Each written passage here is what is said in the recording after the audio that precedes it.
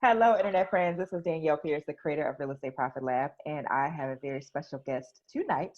But before we get started, as always, come in, say hi, let me know where you're watching from. If you're brand new to the channel, welcome. If you're a returning subscriber, welcome back. Please be sure to like, subscribe, share, do all that good stuff. Talking to Patricia. How do you pronounce your last name, Patricia? Noel. Noel. Patricia Noel. She is one of our many amazing individuals that have gone through our property preservation mastery program. And we're just going to be talking about her experience with her company working out of the New York market. Is that right? Yes. Okay. So, what made you get started in preservation? The $1 million question. What made that happen? Oh, wow. Okay. Well, I was introduced to your courses, and I was really interested in the tax lien courses. And that's where all my attention was.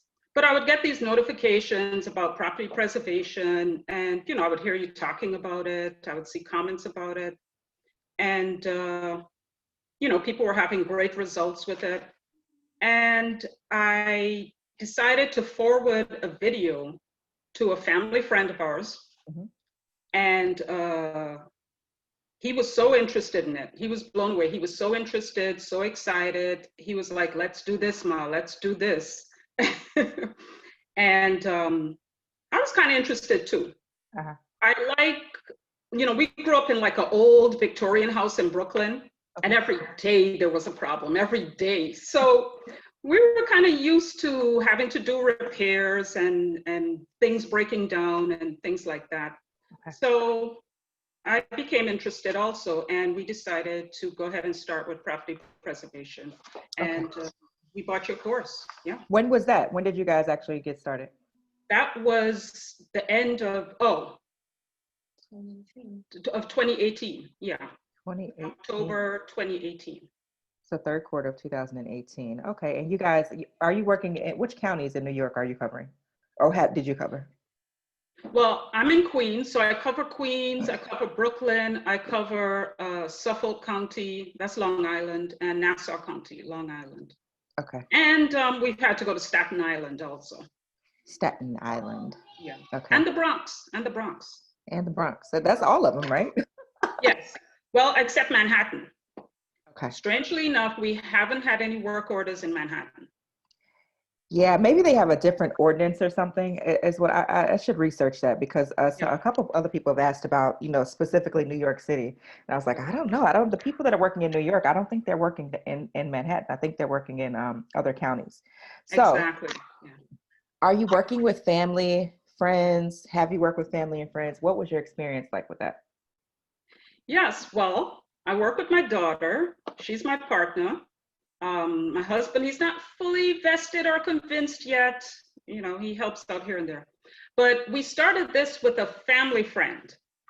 And, as I mentioned before, he was the one that got us going. And in the beginning, it was fine. He knew a lot of things. He could change locks in a minute. He knew the electrical work. The only thing we subcontracted out was like plumbing. Okay. Plumbing work, yes. Anything to do with the winterizations, plumbing, and so on. Okay. So it was okay in the beginning. We did a lot of inspections in the beginning, which was great. I mean, I didn't like it. I wanted to get right into work orders and so on, but it turns out to be a blessing, because the inspections kind of gives you an idea of what they expect. Yeah. What is it that they want? The banks, their services, and that was a good experience for us, because we understood exactly what they were looking for, what violations they were looking to fix, or what they were looking to maintain, repair. So that was good. So we did a lot of those in the beginning. Then came the work orders. And then there was, like, as you warned, family and friends, as you warned, there was a little parting of the ways. Parting of the ways. Okay. And that shut us down for a while. Because as I mentioned, this wasn't my first choice. Yeah. I was really interested in the tax lien. And so without this family friend, we kind of shut it down for a little bit. We still have our contracts, but we just didn't do anything for a while. So it sounds like the family friend, when he came on board, did a lot of the work in the field, and that gave you confidence that to keep going. And then Yes. when that family friend decided that, for whatever reason, that they wanted to go in a different direction, you felt like, well, now you got to go talk to these crazy contractors and find contractors that you don't know and build a relationship. And it either was it time, or did it just feel overwhelming to do that? Well, it was both. It was both. The funny thing is, men are kind of territorial sometimes. He didn't want us to talk at the time because we were following your course to the T, which was excellent. He didn't want us to get any other contractors involved. He never wanted us to go get any other contractors. So we had no experience in doing that. And so as a result, we were kind of lost for maybe about 2 months until we hooked up with Pierre. Am I allowed to say his name? Yeah. Pierre Johnson, he really helped us. He has good experience. He has years experience with the property preservation field. Yeah, he's great with contractors. Pierre's my brother, by the way, for those of you who are watching, but he's really good at talking to contractors in a way that they understand, because contractors speak a certain language. And if you don't speak that language, or if you're very naive or you just sound unsure, they kind of eat you up a little bit. So yeah, exactly. I'm glad that you mentioned the part about starting the business with a family friend and then it not working out and then taking a break. And then what made you decide to pick up and keep going? Oh, you said you got help from Pierre as far as the contractors. But I think it's important for everyone who's either a current student, a prior student, or thinking about it to know that, if you do get started and things don't work out, I did a video on this the other day, that it's okay, that you can restart again. It's not the end of the world. The business is not going anywhere. You can keep going with your existing company, set up a new company. Like, you can always start over. And I think that that's important to know, because some people, we fail and we're like, okay, well, that didn't work. Let me move on to something else. And that's really not how it has to be. Not at all. Not at all. We were up and running within a couple of weeks.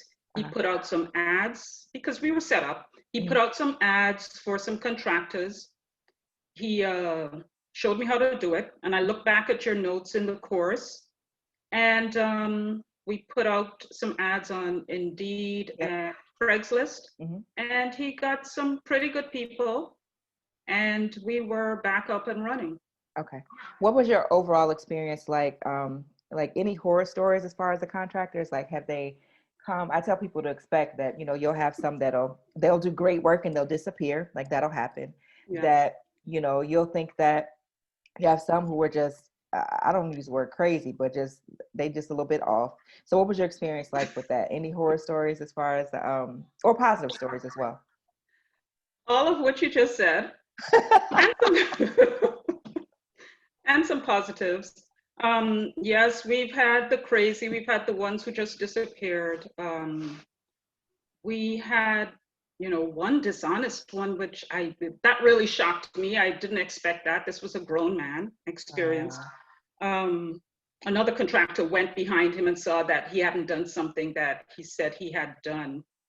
And because it was one of many things, it slipped away. I didn't get the photo on that. And as a result, that skipped me. But that really surprised me. I think that's just the business. We're gonna have the crazy contractors, the unreliable ones, and you have to hustle, pivot, and get the job done. Hire someone quickly, or if it's that kind of job, go out and do it yourself. But overall, we've had good people. We've had good people, and I appreciate them.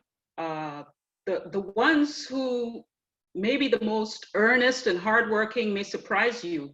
They have records, Yeah. And but we were able to hire them when things got extremely busy and we were desperate, we were able to hire people who may not have been hireable somewhere else. We were able to hire them to maybe do like the outside work, the yard work, things like that. And I appreciated that because they were so appreciative. As you know, it's hard for them to get work when you have a criminal record. It's really hard in New York. And they did the best work. They were the most reliable. They were the ones that showed up on time. Isn't that something? Yes, yes. I found that remarkable. And it was the most rewarding because the looks on their face when you can pay them and, you know, they get their money at the end of the week or whatever. Yeah. I appreciated that experience. The only issue with that is that they tended to be, you needed to babysit them a little more. Babysit them a little bit more, and I probably paid them with cash though, right? They didn't have a lot of the PayPal and the Zelle and the were you doing that's the other issue too. So they could only get certain jobs, and it had to be limited. But there are ways now with you know, they have cash cards now, and things that you can put the money on. Cards that you can put the money on, and they can use the card, and you can get it out of a bank. So we're looking into that next. But they really filled a void, and they were appreciative. And like I said, you have to monitor them. And well, I mean, a lot of people in New York City anyway don't have cars, but they especially did not have cars. You kind of have to drive them around and, you know, sit on the job. But I'll just sit in the truck and I'll do my work, submit things like that. I made good use of the time. That was the only problem with that.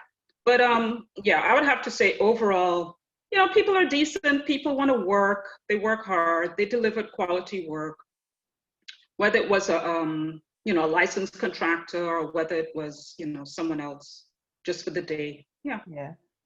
That's I'm glad to hear that, because obviously I don't think the contractor issue ever goes away entirely, but I definitely think it can be minimized.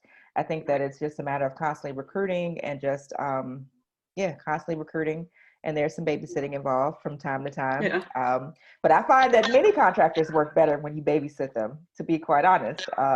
That's just the way that it is.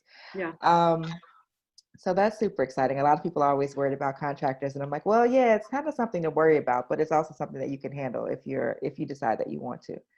Are you working a 9-to-5, or have you worked a 9-to-5? What's your situation there?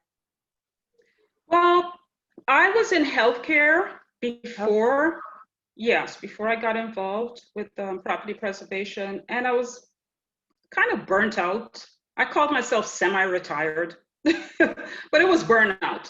And I wanted something else to do, something exciting. So I liked the tax lien.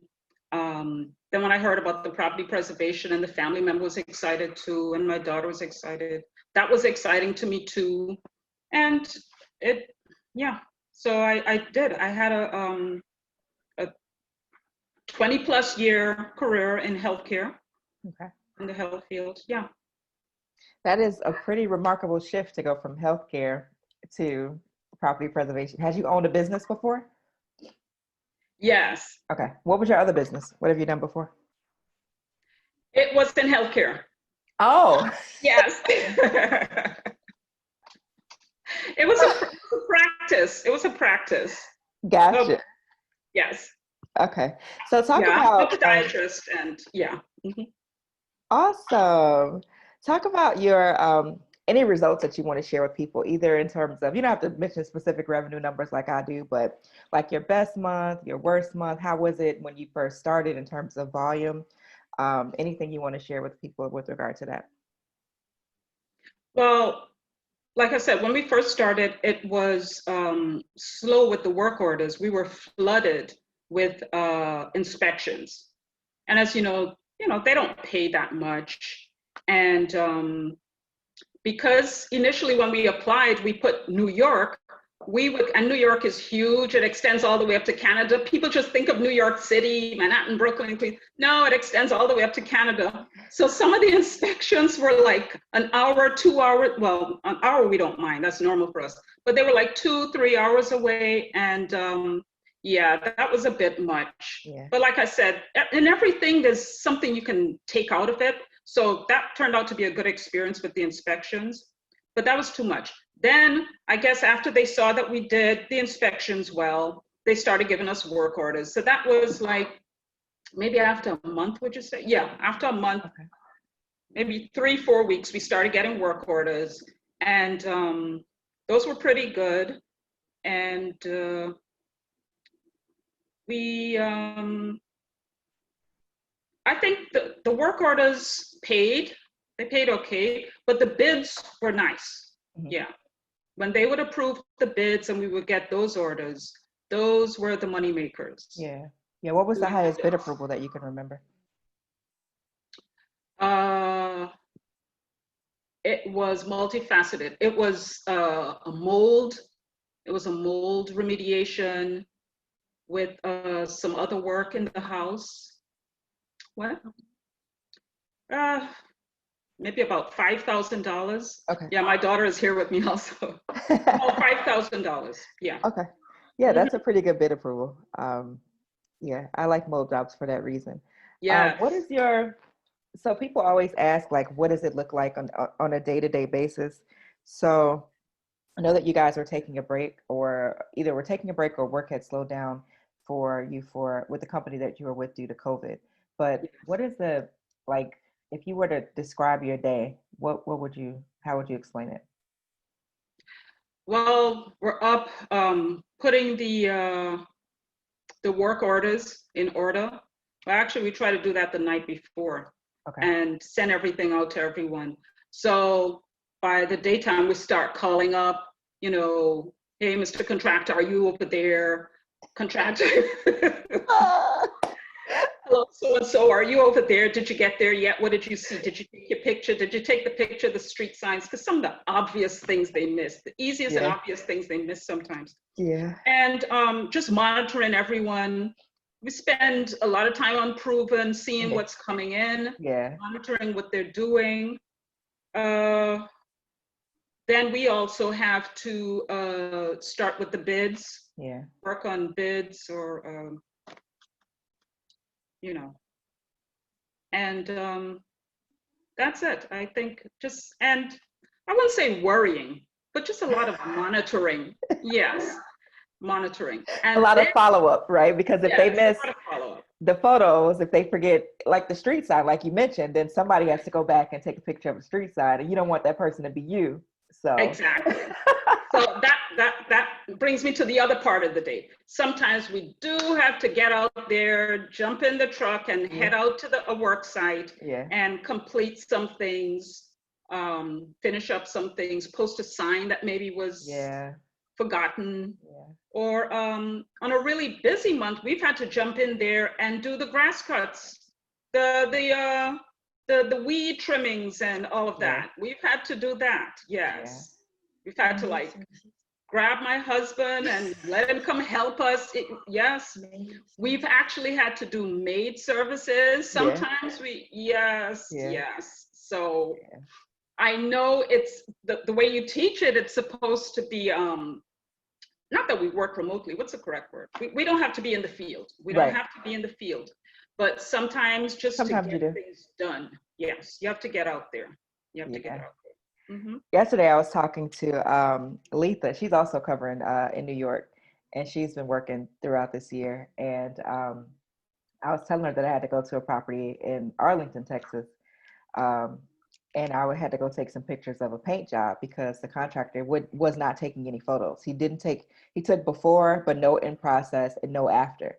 So I had to drive all the way over there. I had the kids in the car and I was taking these photos and they were like running around. I was just like, oh my gosh. My brother was like, that's the most work you've done all this year. And I was just like, listen, don't. Exactly. It gets like that. Yes. But he refused he like wasn't, people don't understand like the in-process photos, how important they are. So he just couldn't figure out how to do that with it just being him there. It's like, well, you hold the paintbrush in one hand and your camera in the other. And he didn't do it. Like he just wasn't doing it. So that's why I had to go over there and do that. I was just like, yeah, Yeah. this is interesting. Oh, yeah. We've had to make it very clear to the contractors what kind of pictures we need. We need the before, we need the during, we need the after. You cannot get paid if we don't have those 3 sets of pictures. And that's it. Yeah. You know. I found that putting specific quantities for the photos is a good way to go. So like 20 before, 20 during, 20 after, as opposed to just telling them, because people interpret that any number of different ways. It's actually surprising that people mess it up as frequently as they do. But if you tell them a specific number, like, okay, once you leave here, you should have at least 100 photos, then you typically will get better. But I've also had people take 100 photos of the same. Yes, we've seen I that. couldn't believe it. 100 photos of like literally like the same little small area. And I was just like, oh my gosh, I don't know how else to explain this now. Right. That's a good bit of advice. Give them a set amount of photos to take for each. Okay. Yeah, I don't know when the last time you've logged back into the course, but you always have access to it. And I've really updated it. And every time I think of something new that I think will be worthwhile, I'll add it in there. And that was one of the things as far as the operating guide, like specify the number that you want them to take and don't leave it up to chance. Like don't leave anything up to chance. Okay, exactly. Yes. What advice would you have for anyone who's considering preservation, or anyone who's in the business now, or just, if they're on the fence? What would you tell them that they should do? Or if they were on the fence, that it's a good business. It's a viable business, and it can be extremely profitable. We haven't done half of what we know we can do and what we plan to do. We have a 5-year plan for this. Get off the fence, get into it. Set the business up straight from the beginning. We kind of like went into it as sole proprietorship, and then not halfway through, but like after the first 3 months, then we set up an LLC. So then we had to file 2 sets of taxes. So it's good if you start out straight in the beginning. If you want to be a sole proprietor, fine. And then if you want to be an LLC later, that's fine too. But if you want to be an LLC, start out straight. Okay. Follow the course. That's the number 1 bit of advice. She's reminding me. Yes, Danielle. I mean, you're great. No, seriously, follow the course to the T. You will have success. You will have success. We get contracts. We get contracts with major companies who are servicing major banks. Yeah. We get contracts. If we follow your formula, you will have success. I can't emphasize that enough. So any last advice about working with family and friends, given the experience that you've had? Like, what would you do differently? Not to say that you should not have done it, but just with the, hey, only work with me, don't hire anybody else. Like, what would you say about that?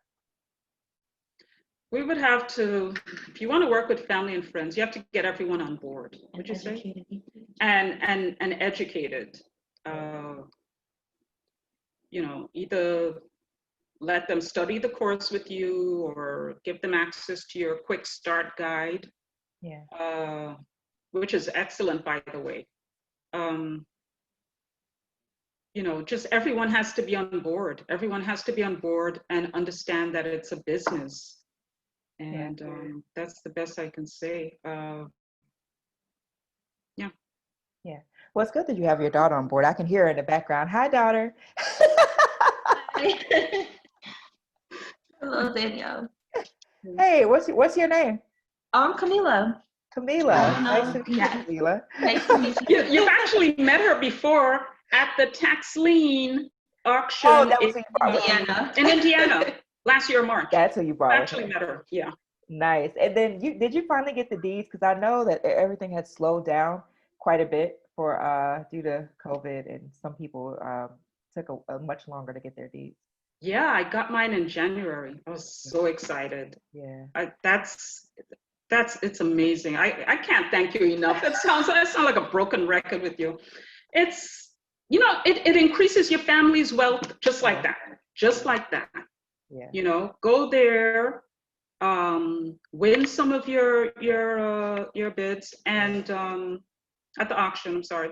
And either you'll get it, Yeah. no, it doesn't get redeemed, or you'll get the property. You get your deed to the property, and just like that, your family's wealth has increased. Yeah. Yep. It's Isn't it great? yes, I love it. I love it. Oh my gosh. Well, thank you so much, Patricia and Camila, for even though I can't see you right now, but thank you guys for agreeing to do this. I think that you have made amazing progress. I think you've shown incredible fortitude. Whenever you are ready to expand or to continue on the path, I mean, obviously you're always able to do that. And I just think that it's important that people know that, you're going to have some issues, but I mean, you can get past them. Yes, very true. All Very right. true. Hang on one second. All right. So thank you guys for Okay. tuning in. Again, I'm talking to Patricia Noel, and she is one of our students working in the New York market, and she has done a pretty good job for herself and for her family. And so you guys leave some feedback or encouragement or words of affirmation for Patricia and her family. And I will see you guys tomorrow evening. All right. In the meantime, be sure to click the link down below in the post description or in the pinned comment and for more details. All right. Thanks for tuning in. I'll see you next time. Bye-bye.